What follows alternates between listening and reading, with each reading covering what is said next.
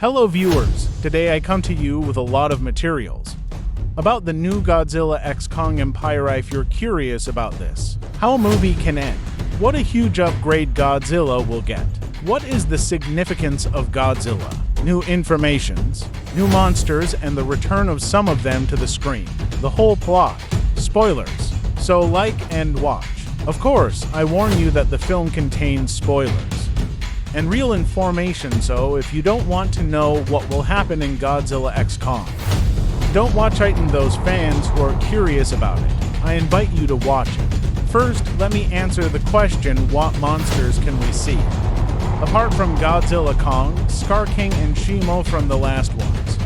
Information disclosed by the director. He talks about the huge budget they put into this movie, and there are I repeat, much more monsters. Him in previous Monsterverse video shad am I saying, first of all, we know for sure that Mothra will return. Remember the ending. Godzilla King of the Monsters movie is where we get the information that the Monarch discovered a Mothra egg, so this Titan will probably come back 100%. Another suggested monster is rodent fans. Godzilla would surely be happy as more and more websites talk about this great pterodactyl. Unfortunately, its return is estimated at 65%. Because it wouldn't have much importance in the plot, unfortunate Telethes is just throwing money down the drain. However, the actual Scylla with whom Godzilla will face in Egypt will 100% return her in Rome. Certainly in the desert, but we don't know why the monsters are fighting. And we have revealed information about some mysterious monster besides. The director said that there will be a lot of new monsters in this film, so just wait. Now that we've discussed what Kaiju we'll see, now let me tell you a little bit about Godzilla's massive improvement. So yes, older people are probably familiar with the name of this Godzilla universe. Spiral breath, that's how Godzilla will get this power in the new movie. For viewers who don't see what it is, I'm already saying it. It is a beam of energy which, if Godzilla uses it, the laser glows red and is about 8 times more powerful than the usual one. For comparison, in the Toho movie Godzilla Heisei, she had this power, and when she used an ordinary laser, its temperature was estimated at 400,000 degrees Celsius, while when using a spiral one, it supposedly has a temperature of 2 million degrees Celsius. So, if a regular laser can drill a hole into hollow Earth, what a spiral laser can do? Well, answer it yourself. Another improvement is the growth of this kaiju. Some would say that it will grow 10 to 20 meters at most. Well, here's a surprise. Apparently G-Man is supposed to grow to 170 meters, which is a difference of 50 meters. It's crazy. But he's finally going to face the most powerful Titan. So we have an improvement. Last power is the very well-known explosion. One of the websites that reveals spoilers. He said Godzilla turns into thermal mode when I want. However, it is not the thermal mode because the power used in such a film seems to be at least Godzilla vs. Destroyer, of course. Talking about the nuclear pulse, well now Godzilla is very strong. Unfortunately, I have no information for Kong fans. Now it's time to decide what the meaning is between Godzilla and Kong. Of course, Kong is the more emotional character, and that's why he, together with Team Kong, will explore Hollow Earth and learn about both his and Godzilla's history. I would be lying if I said that I would be in the film less than Godzilla, but unfortunately I will go much more than G-Man.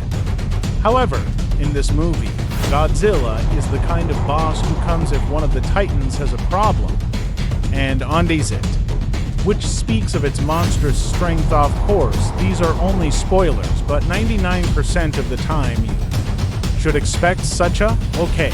Viewers, now I'll tell you about these spoilers. So, without further ado, number 1, the action takes place after the events of GVK, and humanity is more open to Big G and what he does. Number 2, G fights a new Titan called Arachnid during the opening credits, and after the battle he hibernates in the Roman Colosseum. Number 3, meanwhile, Kong is in the Hollow Earth. We see him fighting, hunting jackal monsters. He seems lonely, but he's fine. Number 4, Kong somehow inadvertently awakens a tribe of evil. Monkeys that have been trapped deep within he. Godzilla senses this and wakes up, as does Gia. Number 5, Scar King is more agile than Kong. Has no special abilities, but wields a distinctive weapon made from the spine of some snake titan. Number 6, among the Scar King's tribe, there is a young monkey named Bitch who is really friendly. Kong befriends him and develops a relationship, a father-son relationship, hence Son of Kong.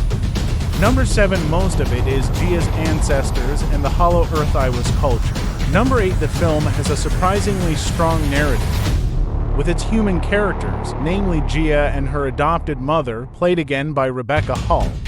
Number 9, there will be a battle in Egypt. Number 10, Dan Stevens is a dentist at Monarch in the Congo. He is a bit flamboyant. He resembles Jack Sparrow. Number 11, Shamu is the first Titan. Has the ability to breathe ice, chilling breath, is able to cause an ice age on his own and wastes its cause. Number 12, the film is in a similar tone to GVK, but is even cooler and contains more science fiction elements. Number 13, at least one reference to other KOTM Titans in some shape or form. TNA. Rodan, Scylla, Behemoth, Nakika. EDC. Number 14, Doug and the Warbats returns to appear in the film. Number 15, Kong's King's Axe reappears. Number 16, previous characters are mentioned, but not in the movie. Number 17, the final battle in the Hollow Earth or a larger city. Number 18, Scar King and his army fight both Godzilla and Kong. Number 19, the film lasts about 3 hours. Number 20, Scar King apparently has a grudge against Godzilla. It was he who fought and imprisoned the tribe and he in ancient time school, right? Now it has come. It's time for an ending that may upset many viewers. You may ask, does this make any sense? If so, what was this whole evolution of the Konga for? Well, let me tell you. Apparently Kong is going to have a child and in the fight with Shimo, he got terrible damage, as a result of which he dies. And Godzilla defeats Shimo and has to take care of Kong's baby Bitch. I don't think this will happen. It's just a theory, so I'm calmly reassuring everyone. This is the last part of the movie, and this is the plot. So the movie begins with a fight with an arachnid. That Godzilla is cooking Goyle and eats like chips, then falls asleep. During this time, Kong discovers his new home when it discovers many secrets. Godzilla's stories and his scientists discover many things. During this time, Mothra is born in one of the Monarch's outposts and runs away while Godzilla fights the monster again. This behavior. Monsters are starting to become scary, and scientists are warning against Femgreek catastrophe. However, during how the Kong travels happily, in Hollow Earth he unintentionally awakens the King of Scars, and then the vitriol begins. Good account Evil keep the court east. Monster versus Monster, Scar King versus Kong, Godzilla versus Shimog, Will to Survive versus Death.